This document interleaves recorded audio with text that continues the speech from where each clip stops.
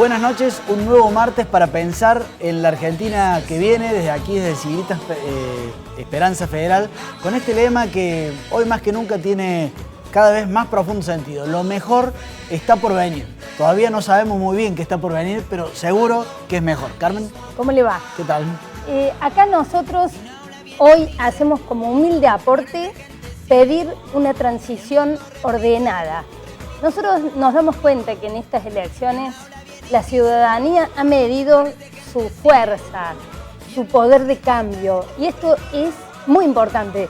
Pero, ojo, que queremos que sea ordenado, no queremos llevar a la gente a la calle, manifestaciones, por eso pedimos que Cristina no los provoque, que sea todo lo más ordenado posible. En ese marco, un dato no es una genialidad de nuestra parte, sino que estamos uniéndonos a otros que han levantado la voz y dicen: ojo, no nos durmamos. Aquellos que estamos pensando en el cambio, de alguna manera, lo voy a decir en términos casi de tribuna callejera, los madrugamos en esa última elección, le ganamos a Fernández, a la Morsa Fernández, sin querer queriendo, y le sacamos esa ventaja, pero hay voces muy serias.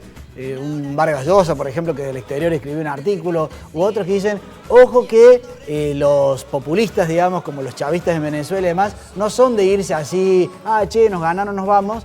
Entonces hay que tener mucho cuidado con esta segunda vuelta y que realmente todo sea transparente, en orden y justamente en el marco de una transición ordenada, como dice Carmen. Solo faltan 19 días para el balotaje. O sea que hay que ponerse las pilas. Bueno, si les parece, hay cosas que en Argentina nos pasan tantas cosas al mismo tiempo que a veces nos olvidamos.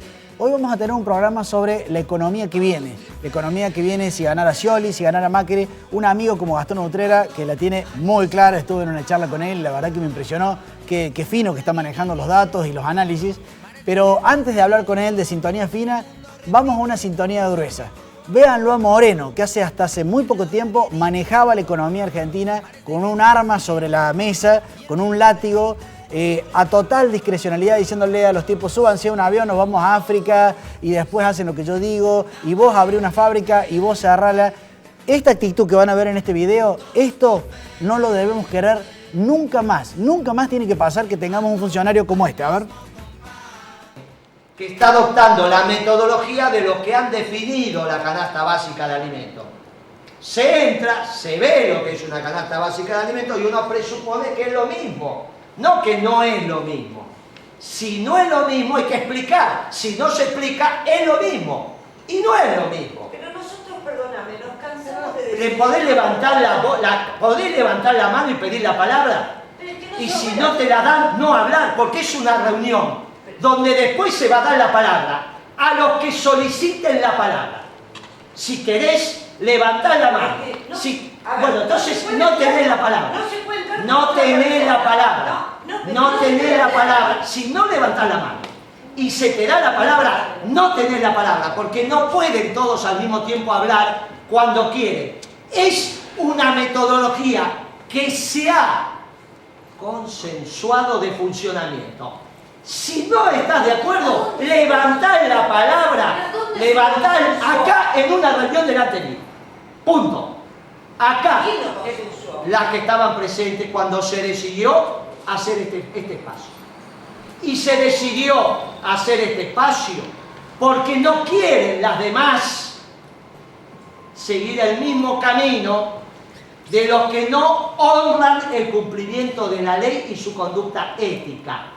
Por lo tanto, levantás la palabra. Si no levantás la mano y se te da la palabra, le voy a pedir que te retiren de la reunión. ¿Está claro? Muy bien, por favor, la sacan de la reunión, se retira de la reunión. ¿Ustedes se dan cuenta que un personaje como ese haya manejado la Argentina, las exportaciones, las importaciones?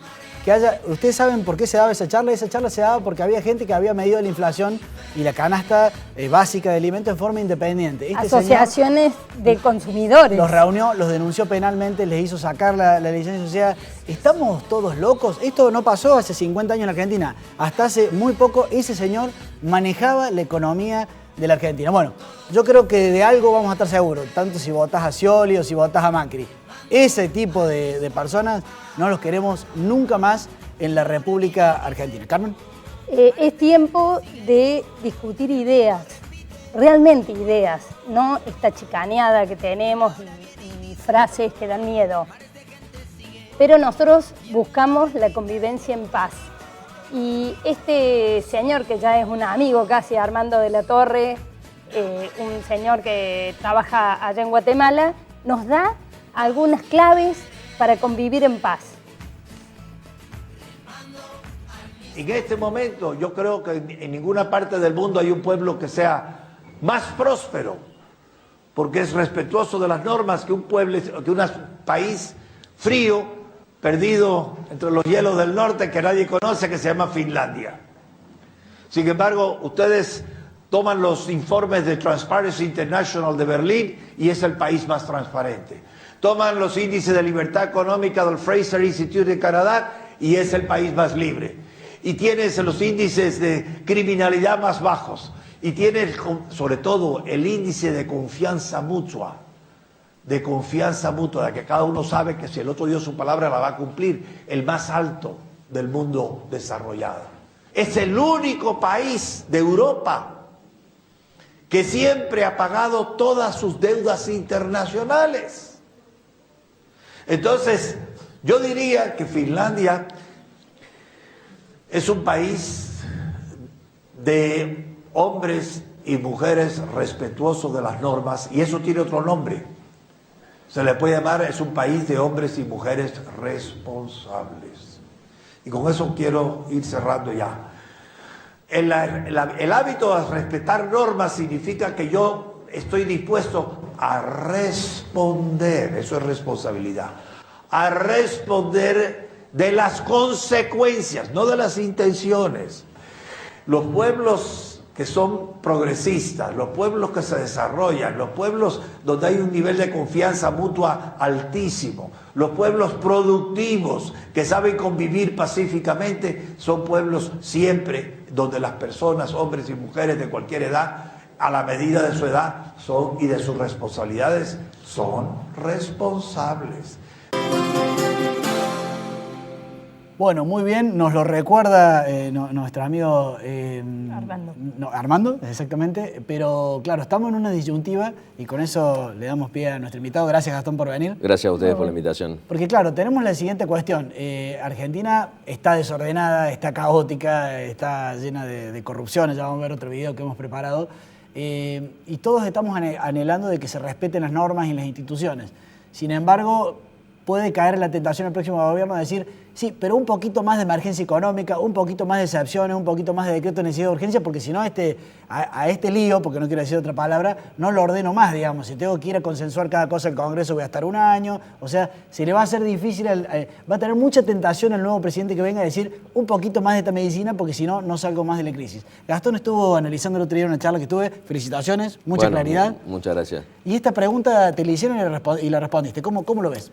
Mira, la economía cada vez comprende mejor la relación que hay entre las instituciones y el desarrollo económico. Hay cada vez más consenso en que las instituciones políticas, pluralistas, que le ponen límite a los gobiernos, son las que favorecen el desarrollo económico, y las instituciones políticas que permiten la concentración del poder, permiten la discrecionalidad, incluso la arbitrariedad en las decisiones de gobierno, son las que dificultan el desarrollo económico. De tal manera que claramente en Argentina, mirando el largo plazo, uno debería plantear que deberíamos tener un Banco Central independiente, no debería haber nunca más delegación de facultades legislativas al Poder Ejecutivo, los decretos de necesidad y urgencia deberían ser validados por las dos cámaras del Congreso y no por una sola, como permite el actual mecanismo. Debería haber mecanismos para que nunca un Poder Ejecutivo tenga mayoría en el Consejo de la Magistratura ni pueda incidir sobre la prensa independiente.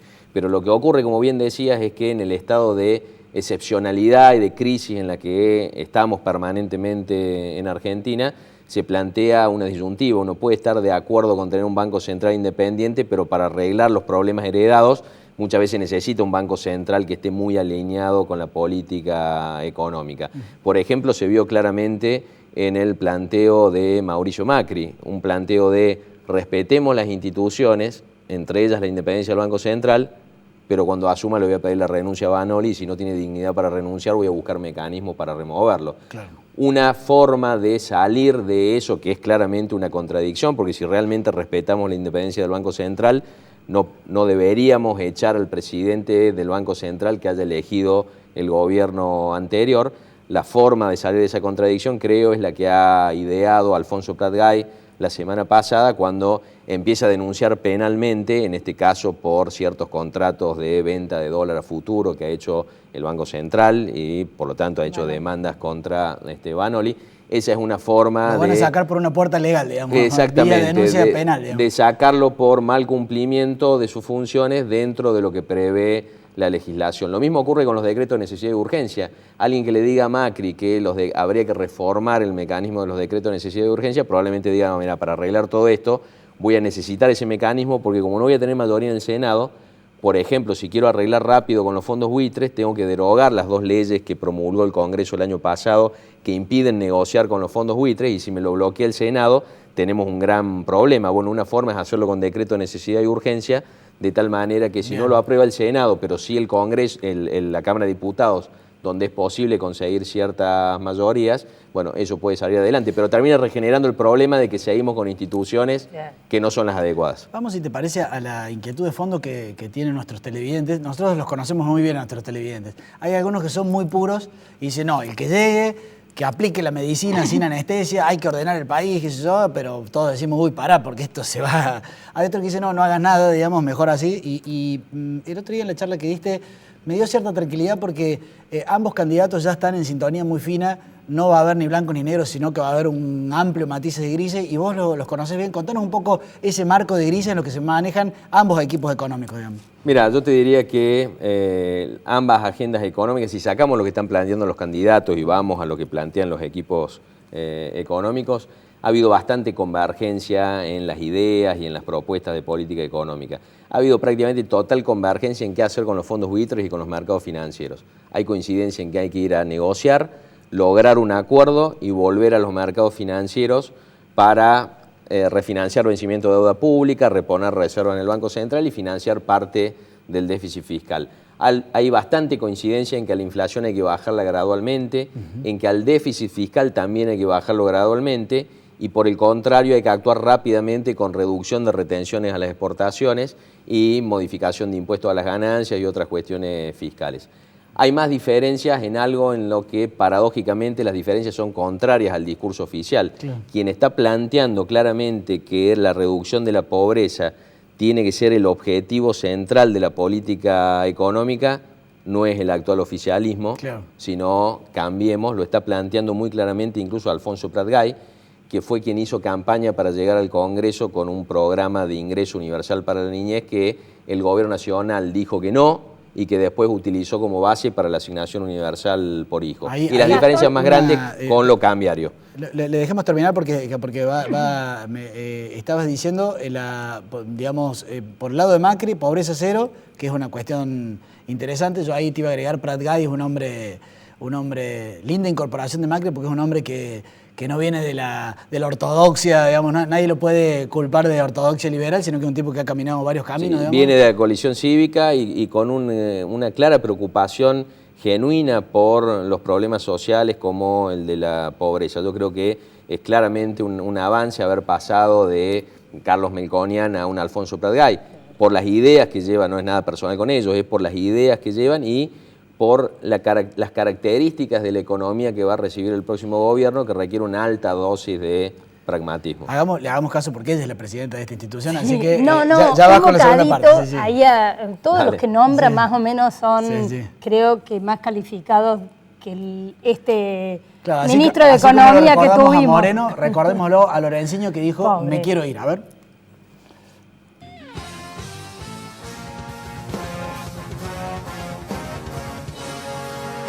How much is inflation in Argentina at this moment? Las estadísticas oficiales de Argentina registran mes tras mes la inflación, y esa es la inflación con la cual es la única inflación posible, la única oficina pública. A ver, el INDEC es uno de los de las mentiras más grandes que ha tenido el gobierno, ha afectado todo.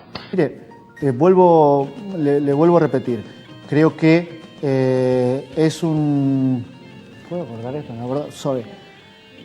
No sé, ¿puedo cortar esto un minuto? Sí. Me quiero ir. Sí, me quiero ir. No, y además, la verdad, hablar sobre estadísticas de inflación en la Argentina es complejo. Bueno, tuvimos una primera foto de un Moreno para decir nunca más con funcionarios como ese, y esta segunda foto con un Lorencino que dice me quiero ir. Hablar de inflación en Argentina es un tema muy complicado. De eso también yo digo, creo que de ambos bandos decimos, bueno, de esto nunca más. Es como esos recuerdos esos recuerdos que a veces tiene la Argentina y dice cómo tuvimos ese presidente o esa presidenta. Se han visto pocas cosas tan absurdas como esto que acabamos de ver.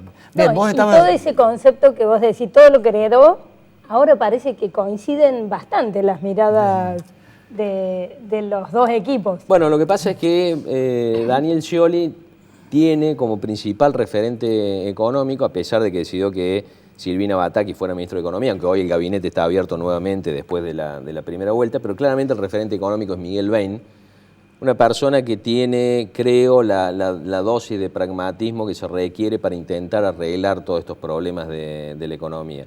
Y del otro lado, en el equipo de Macri había una alta dosis de dogmatismo con Carlos Melconian, Federico Sturzenegger, personas economistas que creen, por ejemplo, que la inflación es solo un fenómeno monetario y que no tiene nada que ver con las paritarias y con un montón de otros fenómenos que inciden sobre la inflación, y eso, creo, ponía en riesgo el plan económico de Macri en la eventualidad de ser presidente. Ahí creo que hubo cierto corrimiento favorable o apropiado para el tipo de economía que va a recibir el próximo gobierno con Rogelio Frigerio y Alfonso Prat-Gay. Ahí entran, por ejemplo, la idea de metas descendentes de inflación y de no reducir el déficit fiscal de un día para el otro y cosas por el estilo. Ahí claramente hubo un avance, donde sigue habiendo diferencias muy grandes, además de esto de la pobreza que mencionaba, es en relación con lo cambiario, en qué hacer con el atraso cambiario, con el cepo cambiario, con el tipo de cambio. Y ahí siguen persistiendo en el equipo de Macri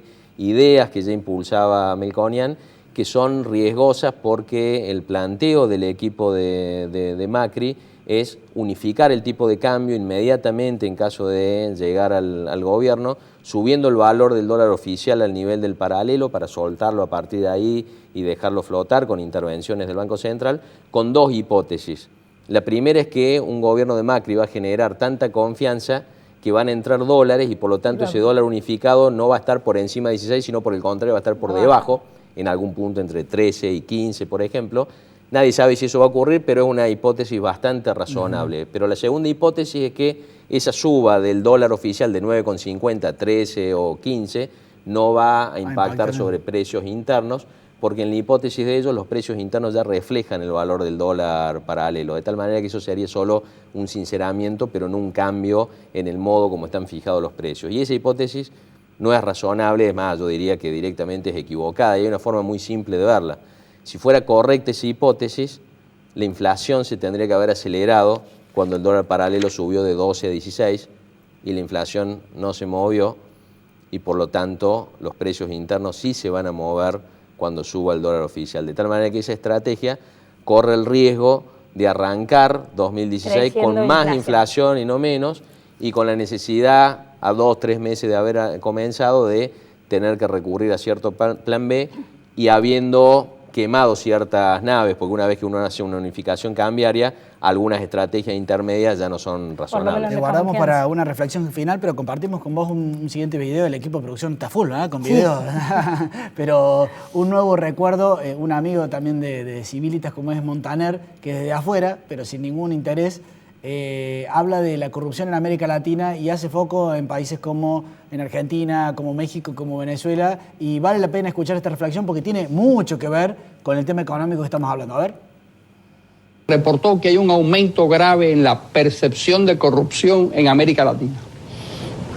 Mientras la media mundial arroja un porcentaje del 53%, en nuestro continente sube al 58%, pero llega en Argentina al 72%. En México al 71% y en Venezuela al 65%. Esos serían los 3 países en los que los encuestados encuentran el nivel de corrupción mayor del continente. Naturalmente, yo no puedo saber si ese penoso ranking es exacto, pero coincide con lo que suelo escuchar cuando converso con ciudadanos de esos países. En todo caso, a donde quiero llegar es a un razonamiento muy doloroso. La corrupción no refleja solamente que hay políticos dispuestos a burlarse de las leyes junto a empresarios y ciudadanos dispuestos a ganar dinero a cualquier precio, sino que en esas sociedades el fenómeno abarca a una buena parte de la población que no necesariamente forma parte de la clase política. Los políticos, al fin y al cabo, salen de la misma matriz que los farmacéuticos o los jugadores de fútbol o los notarios. Es un problema que tiene que ver con los valores del grupo. Por la otra punta, si los políticos de Suecia o Finlandia son los más honestos del planeta, es porque en esas sociedades prevalecen unos valores y comportamientos que producen políticos honrados. Esto da la medida de lo difícil que es aliviar o eliminar el problema. Está imbricado en la psicología profunda de una parte sustancial de nuestras gentes y ahí, en ese oscuro territorio de los principios y valores, es muy difícil efectuar reformas. La corrupción que en el ámbito económico tiene que, por ejemplo, vivimos en una economía donde el 50% todavía es informal en un país como Argentina, pero los últimos minutos con Gastón, vos que sos un tipo que seguís el día a día de la economía con tus reportes en La Voz del Interior y demás, danos, como ciudadanos que no sabemos nada del tema, danos un último tips antes de la elección, un último foco, digamos, un último consejo, una última reflexión, digamos. Mira, creo que con la preocupación que tiene mucha gente sobre lo que va a ocurrir con la economía, por la situación actual de la economía, por la herencia económica pesada que va a recibir el próximo gobierno, frente a esa preocupación, yo plantearía, esta es una situación muy diferente a crisis anteriores, como la que todos recordamos de 2001 y 2002, donde casi cualquier camino que se eligiera era un camino difícil de crisis y de problemas económicos y sociales. Esto tiene otras características. Esta es una economía totalmente desordenada que requiere mucho pragmatismo para ordenarla de un modo razonable y de un modo que no tenga impacto social. De tal manera que hay formas, por supuesto, de hacerlo mal, pero también hay formas de hacerlo bien. Y cuando todo esto haya pasado, cuando el próximo gobierno a lo largo de 4 años presumiblemente haya ordenado la economía y salido de todos estos problemas, tenemos que prestar mucha atención a cómo hacer para que todo esto no vuelva a ocurrir. Y ahí volvemos al comienzo, porque la clave son las instituciones para impedir que a futuro nuestros gobernantes puedan hacer lo que quieran con las políticas y con las políticas económicas en particular, llevándonos nuevamente a crisis o a situaciones complejas como la actual. Gracias, Gastón, por haber venido. Súper alineado, sí. Una maravilla. ¿Un último video? ¿No hay tiempo? Sí, claro que sí. Interesante este video que ha elegido Carmen porque las normas, hemos estado hablando de las normas y las instituciones, pero las normas alineadas a los fines, a ciertos valores que hacen a la matriz de la convivencia. A verlo. En realidad las normas son medios, no fines. O sea, los fines siempre hay que respetarlos. Y el fin nunca justifica un medio.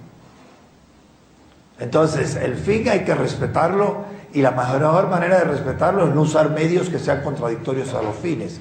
Entonces, indudablemente,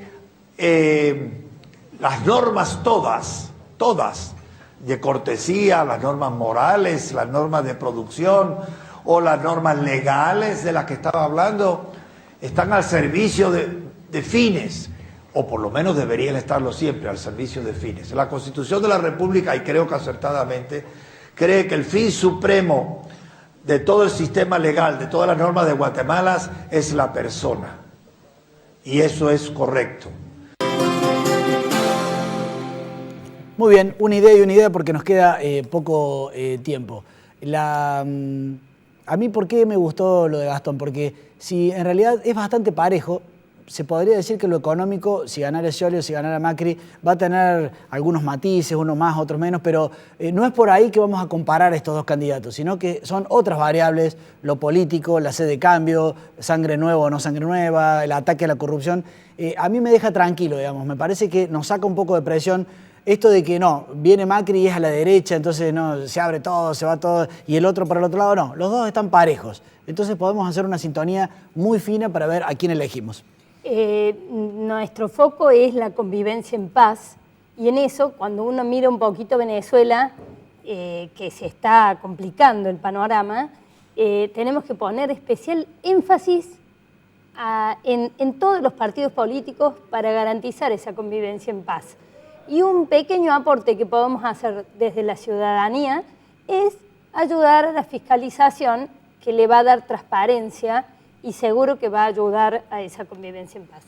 Un tema de fondo para cuando volvamos alguna vez sobre este tema luego de las elecciones es: está tan distorsionado el concepto de la economía en Argentina, el relato le pegó tan duro a lo que es la racionalidad económica, que si yo le digo es bueno o es malo que exporten, más de uno, en otra época todos dirían es buenísimo, claro. Pero a uno capaz que se le ocurre y dice, no, lo que pasa es que si exportan al final la carne sale más cara, mejor que esté todo cerradito, o el pan. Y yo le digo, es bueno o es malo que haya muchas empresas, y bueno, esta gente nos chupa la sangre. Y yo le digo, es bueno abrir las fronteras y que vengan muchas empresas internacionales y se aposten en Córdoba y nos den trabajo. Pero vos viste cómo son o sea, el mensaje, el relato ha calado muy hondo y ha sido muy distorsivo en lo económico.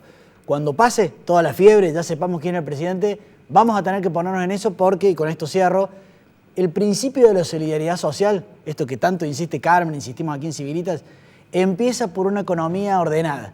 Porque si no, Carmen va a juntar, va a vender 1000 planchas y vamos a hacer 1000 sorteos para ayudar a los pobres, pero si la economía no está ordenada, finalmente los pobres nunca logran pasar al esquema de ser la gente de clase media, tener acceso y oportunidades.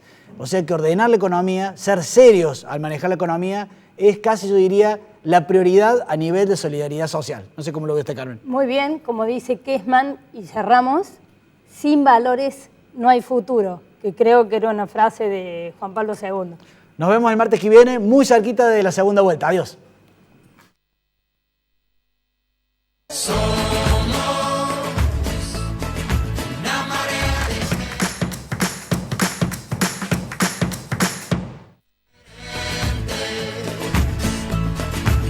Al mismo compás, y es que somos.